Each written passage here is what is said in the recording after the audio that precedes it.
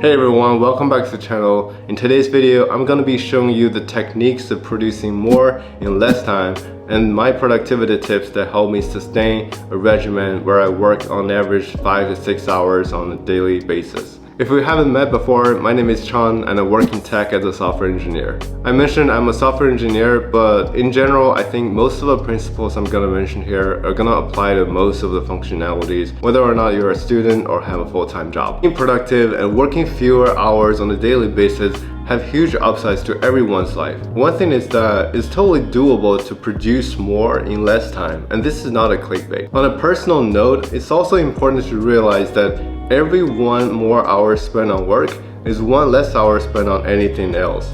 And you could use this time to spend time with your family, with your friends, and simply have some downtime, or even to build a side hustle. This is also backed by scientific research. Past a certain number of hours, spending more time on work has a very low marginal return. Because research said that for a healthy teenager or an adult, our attention span can only last 5 to 6 hours per day, and our productivity tends to decline beyond that point. Remember, our ultimate goal is to get as many as important things done in the shortest period of time, and it should never be working whatever numbers of hours a day. In other words, your progress should be measured by impact, not the effort. That brings us to tip number 1, which is to focus on impact. First time when I heard this term was when I was an intern and joined Facebook in 2018. And it since then has stuck with me, and I think of it as a fundamentally most important to change mindset of how I look at work items nowadays. There are thousands of ways that you can make yourself look busy. When I was a student, the top performer in the classroom was not the one who studies the most hours on a daily basis. This might sound contradictory, but being busy is often used as a guise to avoid doing the most critical or uncomfortable thing. Results are not determined by the volume, not by the hours, but by deciding on what you do. And what you do is far more important than how you do it. So what does it mean? What can you do to start focusing on impact? The tip that goes hand in hand with focus on impact is practice ruthless prioritization. What is ruthless prioritization? To quote Sheryl Sandberg, is to work on the best idea among the good ones. Doing something that has value isn't enough. You want to work on things that has the most value, has the biggest outcome, can provide you the most impact. The easiest way is to put all your work items based on 2 axes: urgency and importance. You want to work on the things that are at the top right of the quadrant instead of the bottom left. Now this might sound easy, I know, but the biggest challenge I can think of is that people tend to lie to themselves while doing this evaluation. For example, you would tend to think something is important to do, not just because it's actually important, but because it's just easy for you to do. So just bear in mind, when it comes to evaluating the work items, you need to be brutally honest with yourself. Again, if you want to have the most amount of impact in shorter period of time, you need to prioritize those things that are most important, and ideally in the lowest amount of effort. A while ago when I was reading the book called The 4-Hour Workweek, and it has made a good point that really clicked with me. Somewhere in the book it says you should not try to accomplish more than 2 things in a day. And when you're prioritizing a bunch of work items, ask yourself this question: if this is the only thing I can get done today, will I be happy about it? Tip number 3 is to get used to multitasking when it's necessary. I know we just said you should focus on fewer work items on a daily basis, and that's right. Because working on fewer things on a daily basis can give you the benefit of avoiding context switching or being forced to multitask. But I do want to mention that's what I meant by only when it's necessary, because obviously you don't want to actively seek multitasking opportunities. But at times when you have to switch onto something so that you can be unblocked, multitasking might save your day. When I was in primary school, there was kind of a math puzzle that requires you to figure out the shortest period of time that you can get a series of things done. For example, boiling the water takes 15 minutes, eating breakfast 10, and getting ready 5. And the shortest period of time that you can get all of the 3 things done is not by adding all of the time together, but by leveraging multitasking. You would go ignite the stove first and let the water sit and boil while eating your breakfast and getting the rest of the things done. Now this might sound a naive example, but the gist of it is that you should get used to multitasking. Funny thing is that when I graduated from school, this is also my biggest struggle. And it's inevitable that you're gonna meet some blockers or you're gonna have some dependencies from your coworkers.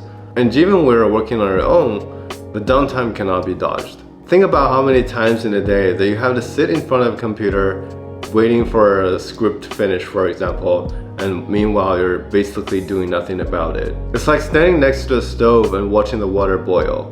And the water isn't gonna boil faster just because you're looking at it. The cure, I think, is multitasking. Now, the more you get used to multitasking, the higher your productivity is. Because whenever you're blocking a thread, you can always have something as a backup item to switch to work on without hurting your productivity. Tip number 4 is to find your strength. I think this is one of those student mindsets that hinders us the most.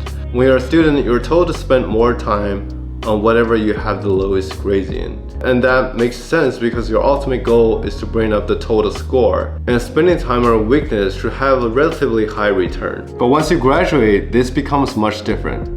Think about it. A barista is hired because they make good coffee.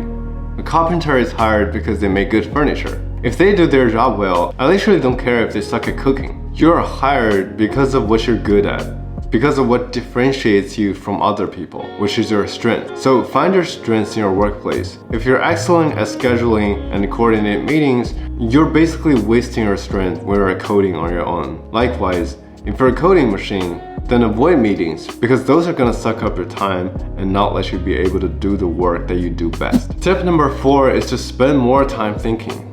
Your brain is consciously or subconsciously thinking about everything, even outside of your work hours. Especially if you're doing a job that requires a lot of creativity, you need to spend more time actively thinking. Whether if it's a solution to a coding problem or an overall architecture of a system you're building, or if you're working on writing something, a lot of these ideas are probably not generated when you're sitting in front of a computer. You need to spend more time thinking so that every time you actually arrive at the office or start working, you're gonna have an actual executable plan. Tip number 5 is to know when to stop. In the beginning of my career, a coworker told me that working at Facebook is a marathon, not a sprint. And I found myself repeatedly telling people this ever since. I would also argue that not just in tech companies, but in every business, there's always going to be infinite amount of work to do. That's just the nature of it. There's always things that have positive business values to a company, and when there's not, people are just going to invent or create the needs. Your employer wouldn't tell you when to stop because that will hurt their profit. But you as a person should know when. Not just because of the opportunity cost I mentioned in the beginning of the video, that 1 more hour spent on work is 1 less hour spent on doing anything else, but also for your own mental and physical health. Because ultimately you want to find a lifestyle that can sustain and lets you avoid burnout. You can certainly have a burst of energy, say work for a promotion or a very important project, but you just gotta know how long this will be and be honest with yourself if you can put up with that. I think over the years I've been working, one of the lessons I learned is to not be too emotionally attached to work. For a lot of people, including me, we feel happy and proud of our work I'm doing. The work I'm doing or the job I have makes a large part of my identity. But ultimately, I would also constantly tell myself that your job doesn't define you. Your job description isn't your self-description. We all need to find something bigger, and that's oftentimes outside of our primary job. Great, that's all of the 5 tips that I want to share with you today. If you like it, make sure to subscribe and like this video. This will tremendously help the channel grow. Until next time, see you.